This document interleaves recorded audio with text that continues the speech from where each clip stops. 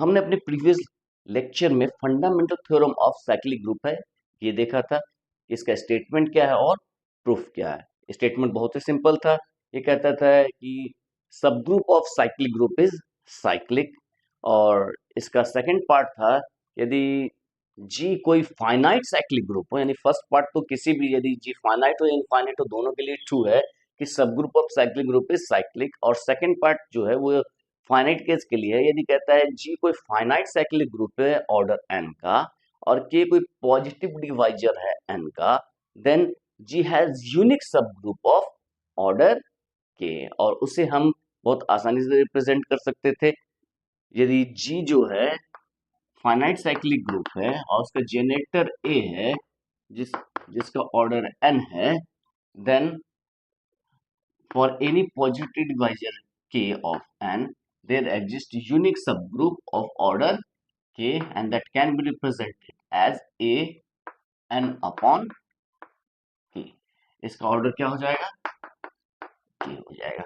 तो ये बहुत ही सिंपल सा स्टेटमेंट है। हम देखेंगे आज के लेक्चर में कि ये जो फंडामेंटल थ्योरम है उसके हेल्प से हम किसी भी साइक्लिक ग्रुप के जो सब ग्रुप्स होते हैं उसे हम कैसे आइडेंटिफाई करेंगे और कैसे ये किसी भी सब ग्रुप में या किसी भी ग्रुप में जो पर्टिकुलर ऑर्डर के कितने एलिमेंट हैं उसे फाइंड आउट करने में हेल्प करता है। अब हमारे पास दो केसेस हैं। यदि जी कोई साइक्लिक ग्रुप है तो वो आइदर फाइनाइट होगा या इनफाइनाइट होगा। यदि हम इनफाइनाइट साइक्लिक ग्रुप के एग्जांपल की बात करें तो हमारे पास है ग्रुप ऑफ इंटीजर्स। और यदि हम फाइनाइट साइक्लिक ग्रुप की बात करें तो हमारे पास है group of integer modulo m. तो ये दो केसेस हैं, ये इनफाइनाइट के लिए हो गया और ये हो गया फाइनाइट के लिए। जब हम आइसोमॉर्फिज्म पढ़ेंगे तो वहां पर एक रिजल्ट है, वो कहता है कि कोई भी साइक्लिक ग्रुप है, यदि वो फाइनाइट साइक्लिक ग्रुप है तो वो आइसोमॉर्फिक होगा किसी न किसी Zm के। और यदि वो इनफाइनाइट साइक्लिक ग्रुप है तो वो आइसोमॉर्फिक होगा Z के। यहाँ पर आइसोमॉर्फिज्म में मैंने एक टर्म यूज किया, आइसोमॉर्फिज्म। आइसोमॉर्फिज्म कहने का सेंस ये है कि दो ग्रुप, जैसे फॉर एग्जांपल हम लेते हैं एक फाइनाइट केस की ही बात करें तो plus minus one plus minus iota, ये एक सेट ले लिया, सबसेट ऑफ कॉम्प्लेक्स नंबर। और यहाँ पे मल्टीप्लिकेशन ऑफ कॉम्प्लेक्स नंबर की बात करें तो ये जो है एक साइक्लिक ग्रुप है। इसके हर एक एलिमेंट को हम आयोटा के फॉर्म में लिख सकते हैं, यानी iota raise to the power 0 is 1, iota raise to the power 1 is iota, iota raise to the power 2 is -1 and iota raise to the power 3 is minus iota. मतलब iota जो है वो जनरेटर हो जाएगा इस ग्रुप का। तो ये एक साइक्लिक ग्रुप है। उसी तरह हमारे पास Z4 है। Z4 जो है इसको हम कैसे लिख सकते हैं? इसके एलिमेंट होंगे, जब हम किसी इंटीजर को 4 से डिवाइड करेंगे तो पॉसिबल रिमाइंडर्स 0 1 2 एंड 3। और यहाँ पर ऑपरेशन जो है एडिशन मॉडुलो 4 है, मतलब A एडिशन मॉडुलो 4 B की वैल्यू क्या हो जाएगी? Remainder R when A plus B is divided by R। remainder R when A plus B is divided by 4। तो हम यहाँ पर देखेंगे कि 1 जो है वो जनरेट कर देगा Z4 को। हम जानते हैं कि Zm जो है इसके अंदर एलिमेंट है 0 1 2 अप टू m माइनस 1, यानी किसी भी इंटीजर को यदि हम m से डिवाइड करेंगे तो पॉसिबल रिमाइंडर्स जो है वो 0 से लेके m माइनस 1 तक होंगे। और इसमें जो है एडिशन मॉडुलो m ऑपरेशन होता है, बाइनरी ऑपरेशन, जिसके रिस्पेक्ट में ये ग्रुप बनाता है। तो ये एक साइक्लिक ग्रुप होता है, इसमें 1 जनरेटर हो जाता है। तो इसमें 1 क्या है? इसका जनरेटर है। तो इसका जो ऑर्डर है, इसमें जो एलिमेंट है, इसमें 4 एलिमेंट है, इसका भी ऑर्डर 4 है। और इसका जो ऑर्डर है इसका भी ऑर्डर 4 है। तो ये जो दोनों साइक्लिक ग्रुप है दोनों का ऑर्डर 4 है। और हम जो थ्योरम वहां पे पढ़ेंगे, रिजल्ट पढ़ेंगे आइसोमॉर्फिज्म में, वो कहता है कि कोई भी साइक्लिक ग्रुप है वो तो या तो वो जेड का आइसोमॉर्फिक होगा या फिर वो आइसोमॉर्फिक होगा जेड एम के, यदि वो फाइनाइट साइक्लिक ग्रुप है ऑर्डर एम का। तो आइसोमॉर्फिज्म कहने का सेंस क्या है, जैसे हमने देखा कि इसका सिर्फ रिप्रेजेंटेशन सेम होगा। जैसे ये एक सब ग्रुप, ये एक साइक्लिक ग्रुप है, ये एक साइक्लिक ग्रुप है, और यदि हम कह रहे हैं कि दिस साइक्लिक ग्रुप, तो इसको यदि हम G1 मान लेते हैं और इस साइक्लिक ग्रुप को G2 मान लेते हैं, तो G1 और G2 का रिप्रेजेंटेशन अलग हो सकता है, अलग है, लेकिन इसेंशियली दे आर सेम। वो दोनों एक ही सब ग्रुप, एक ही ग्रुप को रिप्रेजेंट कर रहे हैं। इनकी लगभग सारी प्रॉपर्टीज एक जैसी हैं। जैसे कि इसमें किसी पर्टिकुलर ऑर्डर के कितने एलिमेंट होंगे, वहां पर भी पर्टिकुलर ऑर्डर के उतने ही एलिमेंट होंगे। यहाँ पर जितने सब ग्रुप्स होंगे जीवन के, G2 के भी उतने ही सब ग्रुप्स होंगे। तो हम ऐसे कह सकते हैं, जैसे कि आइसोमॉर्फिज्म को यदि हम समझने की कोशिश करें, जैसे हमने कोई नंबर्स हैं, जैसे हम लिखते हैं 1 2 3 4 5 एंड सो ऑन, ऐसे करके लिखते हैं। इसे ही हम रोमन में लिखते हैं 1 2 3 4 5 6 एंड सो ऑन। उसी तरह हम इसको यदि हिंदी में लिखते हैं 1 2 3 4 5 एंड सो ऑन। तो ऐसे जो है, ये हमने जो नंबर्स है इसका रिप्रेजेंटेशन अलग है, लेकिन वो सेंस एक ही आ रहा है। वन कहेंगे, यहाँ हम इंग्लिश में कहें चाहे रोमन में कहें चाहे हिंदी में कहें, तीनों में वन या एक मतलब सेम ही है, वो अलग नहीं रिप्रेजेंट कर रहा है, इसका सेंस एक ही है। तो हम क्या करेंगे कि ये इसके आइसोमॉर्फिक, ये इसके आइसोमॉर्फिक, मतलब तीनों एक दूसरे के आइसोमॉर्फिक हैं। तो यदि हमें साइक्लिक ग्रुप को स्टडी करना है, तो यदि हम इन दोनों को स्टडी कर लें, तो हमने इनफैक्ट सभी तरह के साइक्लिक ग्रुप को की स्टडी कर ली है। तो अब जो है हम आगे लेक्चर में देखेंगे कि fundamental theorem of cyclic group in दोनों साइक्लिक ग्रुप्स के सब ग्रुप्स को कैसे आइडेंटिफाई करता है, और किसी पर्टिकुलर ऑर्डर के सब ग्रुप को, किसी पर्टिकुलर ऑर्डर के सब ग्रुप और किसी पर्टिकुलर ऑर्डर के एलिमेंट को हम कैसे आइडेंटिफाई करते हैं। इनफाइनाइट साइक्लिक ग्रुप में हमारे पास क्या है, group of integers. Group of integer कहने का सेंस क्या है, z के जो एलिमेंट है वो 0 plus minus 1 plus minus 2 plus minus 3 and so on. तो यहाँ पर हम देखते हैं कि फंडामेंटल थ्योरम कैसे हेल्प करता है। हम जानते हैं सब group of cyclic group is cyclic. ये जो ग्रुप है ये क्या है, साइक्लिक है, और इसका जो जनरेटर है वो प्लस माइनस 1 है, यानी कि हम z को लिख सकते हैं 1 से जनरेट किया हुआ, या फिर हम z को लिख सकते हैं -1 से जनरेट। हमने एक रिजल्ट देखा है, इफ a, यदि z a से जनरेट हो रहा है, देन z जो है वो a इनवर्स से भी जनरेट होगा। यानी a यदि किसी साइक्लिक ग्रुप का जनरेटर है तो a इनवर्स भी उसका जनरेटर होगा। मतलब कोई भी साइक्लिक ग्रुप का उसका कम से कम 2 जनरेटर तो जरूर होगा। अब 2 से ज्यादा भी हो सकता है। अब इनफाइनाइट केस की बात करते हैं। इनफाइनाइट केस में 1 और -1 दो जनरेटर्स हैं, ठीक है। एक रिजल्ट हम पढ़ेंगे फाइनाइट केस में। फाइनाइट केस में एक बहुत इंटरेस्टिंग रिजल्ट है। वो कहता है यदि कोई G है, एक साइक्लिक ग्रुप है जिसका ऑर्डर n है, G एक साइक्लिक ग्रुप है जिसका ऑर्डर n है, और यदि इसके अंदर कोई भी एलिमेंट है x जिसका ऑर्डर n है, तो वो जो है वो इस साइक्लिक ग्रुप का जनरेटर हो जाएगा। लेकिन ये जो केस है ये फाइनाइट केस के लिए ट्रू है, इनफाइनाइट केस के लिए ट्रू नहीं है। यहाँ पर हम जानते हैं जेड का जो ऑर्डर है वो क्या है, इन्फिनिटी है, और 1 का ऑर्डर है वो भी इन्फिनिटी है। तो सब ग्रुप का ऑर्डर, जनरेटर का ऑर्डर सेम होगा। ग्रुप का ऑर्डर, साइक्लिक ग्रुप का ऑर्डर और जनरेटर का ऑर्डर सेम होगा।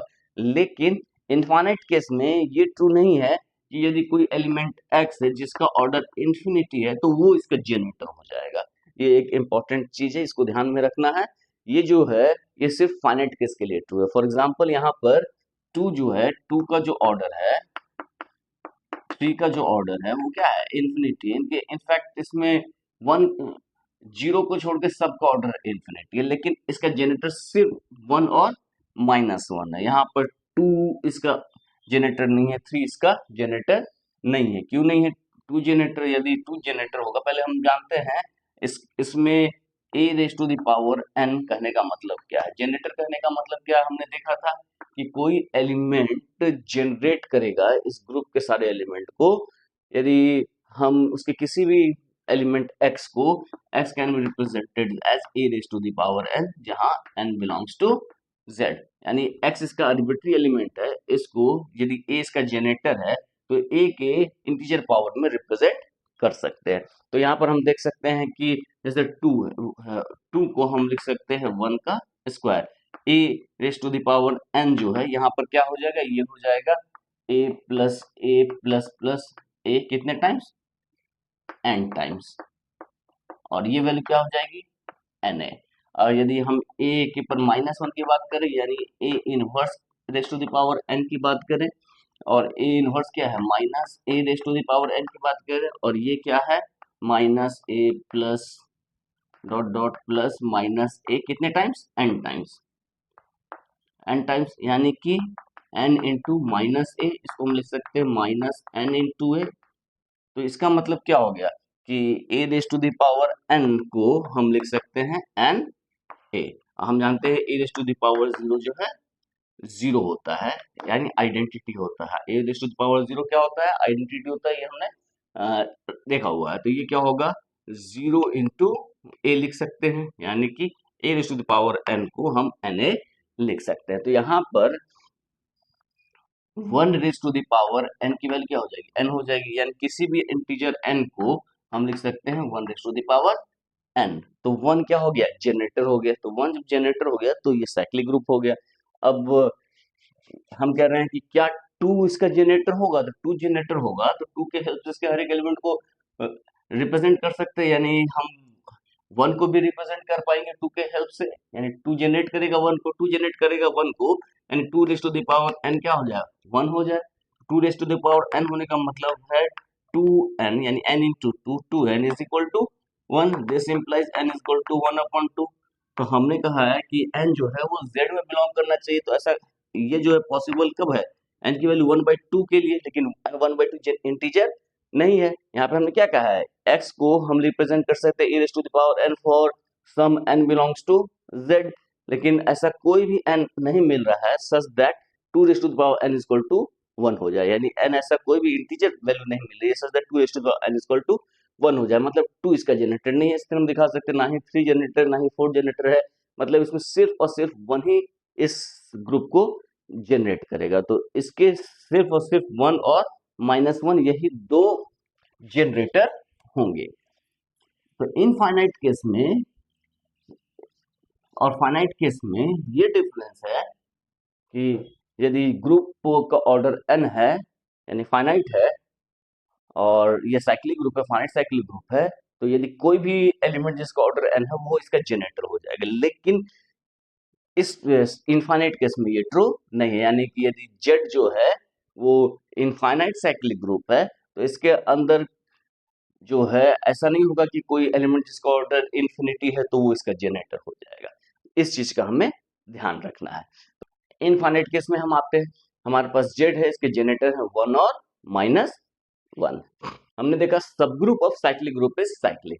यदि H इसका कोई सब ग्रुप होगा, H इसका कोई सब ग्रुप होगा तो वो भी क्या होगा, साइक्लिक होगा। तो ये साइक्लिक होगा तो इसको हम कैसे लिख सकते हैं, can be generated by some x belongs to z। इसका सब ग्रुप होगा तो किसी न किसी एलिमेंट से जनरेट हो रहा होगा। तो हम यहाँ पर देखना चाहते हैं किसी एलिमेंट से जनरेट करने हुआ वाला सब ग्रुप का फॉर्म कैसे होगा। यानी यदि x, या हम इसको a मान लेते हैं, a लिख लेते हैं, तो कोई A बिलोंग्स टू Z, तो A से जनरेट होने वाला सब ग्रुप क्या होगा? ये होगा A raise to the power n such that n belongs to Z। और हमने देखा A raise to the power n की वैल्यू क्या होती है? Na such that n belongs to Z। ये होगा इसको, और इसको हम कैसे लिख सकते हैं? ऐसे हम देखें जैसे कि 2 से जनरेट करने वाला सब ग्रुप क्या होगा? 2 से जनरेट करने वाला सब ग्रुप क्या होगा? 2 raise to the power n such that n belongs to Z। और ये क्या होगा? 2n such that n belongs to Z। तो इसके एलिमेंट्स जो देखेंगे वो कुछ इस तरह से होगा। इसके एलिमेंट्स होंगे 2 raise to the power 2 into n, यानी n की वैल्यू 0 1 2 3 लिखें तो 0 होगा, प्लस माइनस 2 होगा, प्लस माइनस 4 होगा, प्लस माइनस 6 होगा, एंड सो ऑन। तो ये तो कुछ इस तरह से रहा कि इसको हम 2 से मल्टीप्लाई कर दें तो कुछ इसका फॉर्म ऐसा ही लगेगा। इसको हम ऐसे भी लिख सकते हैं 2 इंटू Z। इसका रिप्रेजेंटेशन इस तरह से भी लिख सकते हैं, यानी 2 से जनरेट करने वाला जो सब ग्रुप है वो होगा 2Z। उसी तरह 3 से जनरेट करने वाला जो सब ग्रुप होगा वो क्या होगा? 3 raise to the power n such that n belongs to Z। और ये क्या हो जाएगा? 3n such that n belongs to Z, and this is 0 plus minus 3 plus minus 6 plus minus 9 and so on। तो इसको हम 3Z लिख सकते हैं, so on। तो हमने देखा ये A से जनरेट करने वाला सब ग्रुप को A raise to the power n, n belongs to Z, Na। और इसको हम क्या लिख सकते हैं? तब इसको लिख सकते हैं A Z। तो बहुत ही सिंपल सा है। 2 रेज़ टू द पावर को 2Z लिख दिए, 3 रेज़ टू द पावर को 3Z लिख दिए, A raise to the power n को AZ लिख लिए। तो इसके जो सब ग्रुप होंगे उसका फॉर्म क्या होगा? ये होगा। इसके कितने सब ग्रुप होंगे? तो हर एक एलिमेंट एक सब ग्रुप को जनरेट कर रहा है। 1 से Z जनरेट हो गया, 2 से 2Z, 3 से 3Z, 4 से 4Z, 5 से 5Z, 6 से 6Z एंड सो ऑन। तो इसके कितने सब ग्रुप होंगे? तो इसके इनफाइनाइटली मेनी सब ग्रुप्स होंगे, और हर एक सब ग्रुप को हमने आइडेंटिफाई कर लिया। कौन कौन से सब ग्रुप होंगे? इसके सब ग्रुप होंगे Z खुद का सब ग्रुप होता है, फिर 2Z, फिर 3Z, फिर 4Z एंड सो ऑन। ये चलता चला जाएगा। तो सब ग्रुप जो है वो हमने आइडेंटिफाई कर लिए, और किसी पर्टिकुलर एलिमेंट का ऑर्डर भी हमने देखा। हमने देखा कि आइडेंटिटी का ऑर्डर जो होता है वो 1 होता है। तो कोई भी ग्रुप हो उसमें एक तो फाइनाइट ऑर्डर का एलिमेंट एग्जिस्ट करेगा, वो तो आइडेंटिटी होगा जिसका ऑर्डर 1 होता है। तो 0 का जो ऑर्डर है वो क्या होगा? 1। और उसके बाद हर एक एलिमेंट है, चाहे वो प्लस माइनस 1 हो, 1 हो, चाहे माइनस 1 हो, इसका ऑर्डर क्या होगा? इन्फिनिटी 2 हो, चाहे माइनस 2, इसका ऑर्डर क्या होगा? Infinity and so on. मतलब इसमें 0 को छोड़ के सारे एलिमेंट का ऑर्डर क्या है? इनफाइनाइट। तो इसके लगभग हमने सारी प्रॉपर्टीज को देख लिया। अब हम एक छोटा सा रिजल्ट देखने जा रहे हैं, बहुत ही सिंपल सा रिजल्ट है। वो कहता है कि सब ग्रुप के हेल्प से हम कैसे सब ग्रुप बना रहे हैं। तो एक तो सिंपल सा सब ग्रुप जो है वो है इंटरसेक्शन। इंटरसेक्शन ऑफ सब ग्रुप। हमने देखा है कि H1 एक सब ग्रुप है और H2 एक सब ग्रुप है किसी ग्रुप का। तो H1 यूनियन H2 सब ग्रुप होगा if and only if H1 is contained in H2 और H2 is contained in H1। ये रिजल्ट हमने प्रूव किया हुआ है अपने प्रीवियस रिजल्ट में कि यूनियन सब ग्रुप यूनियन ऑफ सब ग्रुप इज अ सब group if and only if one is contained in other. यानी कि H1 और H2 दो सब ग्रुप है, तो इसका यूनियन H1 यूनियन H2 एक सब ग्रुप होगा if and only either H1 is contained in H2 और H2 is contained in H1। मतलब एक को दूसरे में कंटेन करना पड़ेगा। और दूसरा देखा था कि H1 intersection H2 is always a सब ग्रुप। यदि H1 एक सब ग्रुप है, H2 एक सब ग्रुप है, तो इनका इंटरसेक्शन हमेशा एक सब ग्रुप होगा। तो यहाँ पर भी तो हमारे पास सब ग्रुप्स हैं। यहाँ पर भी कोई भी सब ग्रुप, जैसे सपोज कीजिए कि 2Z और इंटरसेक्शन 3Z, इसको हम देखना चाहते हैं। तो 2Z इंटरसेक्शन 3Z का मतलब यदि हम X बिलोंग करें 2Z इंटरसेक्शन 3Z में, तो X 2Z में भी बिलोंग करेगा और X जो है वो 3Z में बिलोंग करेगा। मतलब X जो है वो 2 का भी मल्टीपल होगा और 3 का भी मल्टीपल होगा। यानी X क्या होगा? LCM of 2 and 3। हम देख सकते हैं कि 2Z में और 3Z में जो एलिमेंट है वो क्या क्या कॉमन है। अब देखिए कि इसमें 6 कॉमन है पहला, फिर देखिएगा 12 कॉमन होगा दूसरा, उसके बाद 18 कॉमन होगा एंड सो ऑन। कहने का सेंस है 6 का मल्टीपल, यानी कि x जो है जो जनरेट होगा 2z intersection 3z is nothing but 6z, यानी कि LCM ऑफ 2 3, यानी कि 2 intersection 3 is the subgroup generated by 2 intersection subgroup generated by 3 is a subgroup generated by LCM of 2 and 3। तो यदि हम बात करें M इंटरसेक्शन N, तो ये क्या होगा LCM of MN, यानी कि यदि हम 7 इंटरसेक्शन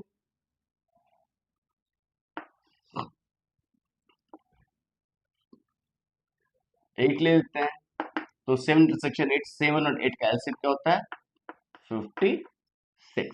तो बहुत ही सिंपल सा है। तो हमने देख लिया यहाँ पर कि किसी जेड के कितने सब ग्रुप होंगे और किसी पर्टिकुलर ऑर्डर के इसमें कितने एलिमेंट होंगे और कौन कौन से होंगे। अब जो है हम फोकस करते हैं फाइनाइट केस के लिए, फाइनाइट साइक्लिक ग्रुप के लिए।